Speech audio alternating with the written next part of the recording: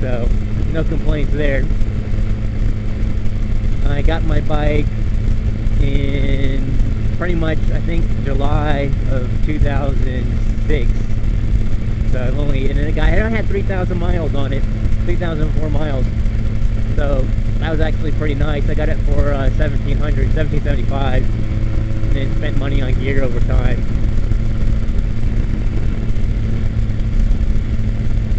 These little Honda Rebels are like indestructible.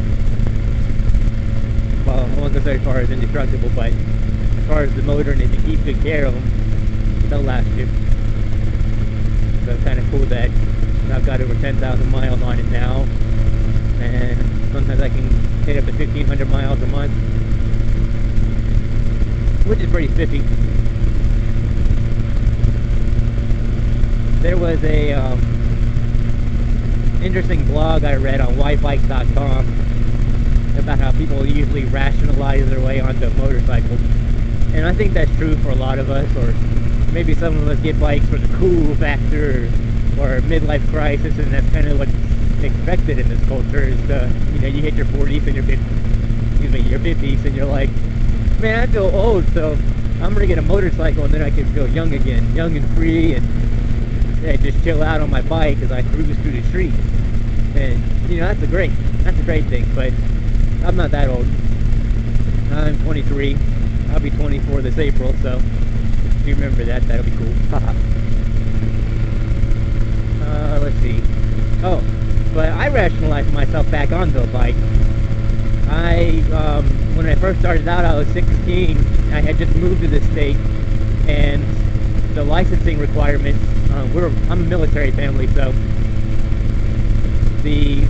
I was 16 when I was here, and unlike the other people here who were 15 and getting their learner's permits and keeping them a year and a day and then turning around when they hit 16 to get their driver's license for their car, you know, I was kind of screwed out of that because I would have to wait a year and a day, and I was already 16. They don't waive that requirement unless you're over 18. So lo and behold, they didn't have that restriction on motorcycles. You could walk in, get your permit, test for the road test whenever you're ready, and wham, there's your license. I got my permit and practiced around on a bike,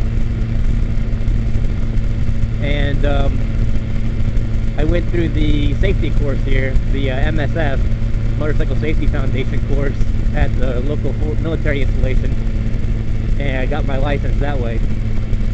And for anyone who's considering getting a motorcycle, I highly would recommend going through the motorcycle safety course.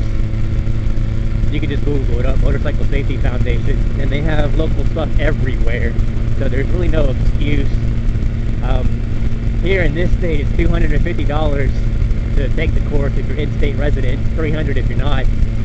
And I think in Pennsylvania, where my cousin's at, he took it and it was free. So I guess the prices depends on what your area is and that sort of thing. And that body of water looks pretty cool.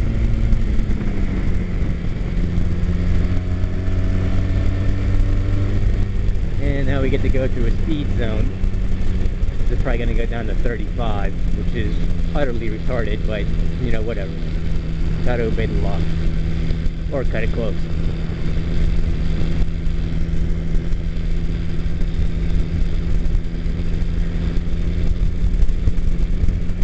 So I guess I might as well talk about this now, even though I'm not on the freeway, but I see a lot of people that are like, I want a beginner bike for me, and what's out there, and every once in a while you'll see one that starts up on Total Motorcycle about, at Total Motorcycle's website I frequent often. It's totalmotorcycle.com. Excellent resource for information, so highly strongly recommend anyone who is into motorcycling to stop on by, register, and contribute to the community that we have. I don't know if it dropped on 35, I must have missed the speed limit, but this guy's not moving very fast. But with that community, there's questions that are always asked, and you're like, what about the Honda Rebel? Is it a good bike, and how's it look on the freeway? Is it possible to do?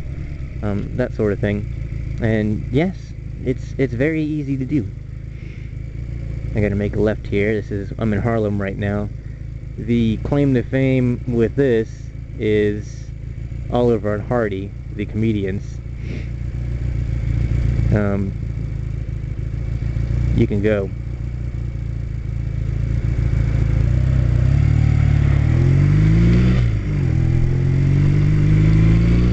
And so I actually lived here when I was living with my parents when I was younger. Not so much in the little town here, but outside of it. It's all right. Nice little town. See some ghetto things every once in a while, and well, I guess it's pretty much anywhere. About 3 blocks from where I live now, someone's got their car painted, literally like spray painted on their MySpace address, like www.myspace.com/ and then they got their username. I got a picture of that. Extremely ghetto,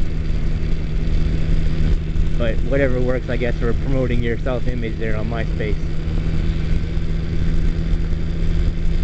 Okay, my odometer needs to hit 10,500 miles, and that's when I'll be done scrubbing my tire. So I'm gonna get it pretty close to that by the time I get back home. Oh, but anyway, back on topic with the Rebel. This is an awesome bike. This is the second time I've had one. First one I had, I totaled it, thanks to newbie inexperience and road conditions. I was going too fast on a turn. I hit a patch of gravel and whoosh, right off into the ditch I went and went up over the handlebars.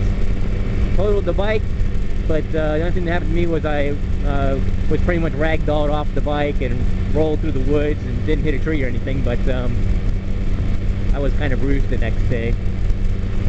Not exactly the most funnest experience in the world. But then I got a Kawasaki Vulcan, the 750, which one day I will have that bike again. Not the exact same one, but the model, make and model. It's another awesome bike. But if you're just starting out, I would highly recommend the Honda Rebel here. The speedometer goes up to 85 miles an hour. You can get the bike to go that fast. And if you're on a good downhill with the wind at your back, you can probably get it past there and get up to about 9. Now, I'm not going to do that now, of course, but I'm just telling you from experience. And it's a 250. The acceleration is probably not as good as a lot of the sports crazed individuals would like, but it has get up and go. I can blow away most traffic at red lights and whatnot to give myself distance from the crowd. And as far as freeway usage goes, I'd say my normal cruising speed on the freeway is about 74 miles an hour. That's because here our posted speed limit is 65 and 70 on parts where I don't go on it. But that's just not my normal commute. But I could easily go 79, 80, and I can hold it there. So there's your answer to that question about the Honda Rebel from someone who put over 10,000. Well, I put 7,000 on this one, and I forget how many miles I had on the first one I had. I think it was like 4,000 or so.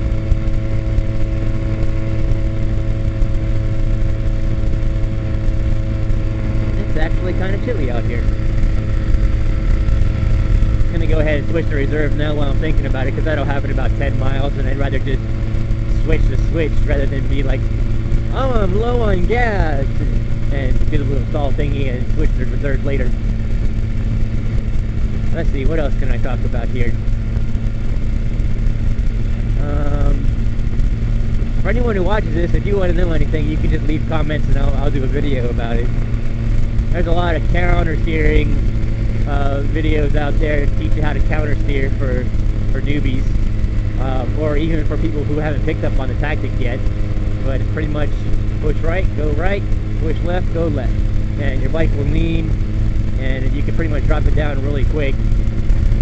Probably do more of that when my tire is not so slippy, because I don't need to bust my butt out here. That would suck. But let's see, counter steer.